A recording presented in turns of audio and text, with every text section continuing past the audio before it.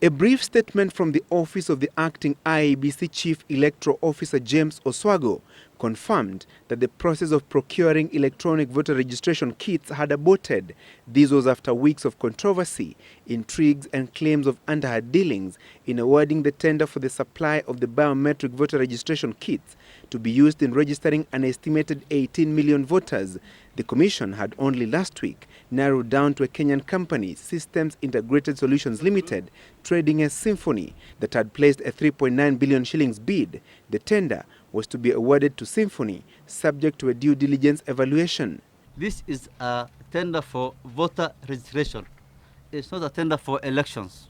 It's not an electronic voting machine.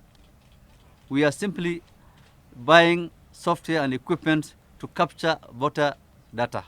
However, the boardroom intrigues in the electoral body persisted, with IEBC Chairman Ahmed Issack Hassan ordering an immediate withdrawal of the cancellation notice issued by Oswago. Hassan, through the Commission's procurement manager Bernard Nyacheo, who is also the tendering committee's secretary, maintained that the tendering process was on.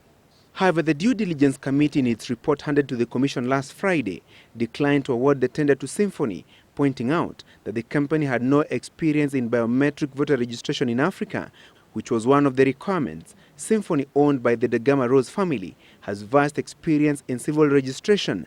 Voter registration and the civil registration, the ID card, basically use the same format. So if company A has experience in issuing ID cards, issuing passports, issuing airport immigration software, they can also deliver these things. So we have been assured on that score.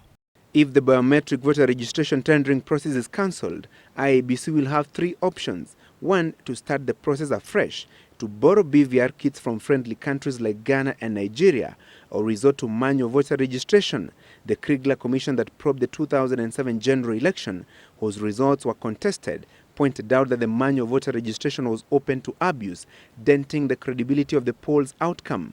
If the Commission opts to retender the supply of the BVR kits, time will be the key challenge. It will require up to 90 days to complete the tendering process, that is, up to around October this year. The electoral laws require that the entire voter registration exercise be concluded by December 4th this year. The confusion in the Commission over the fate of the BVR registration tendering process could further derail the process and trigger even more credibility issues on IEBC ahead of the March 2013 general election.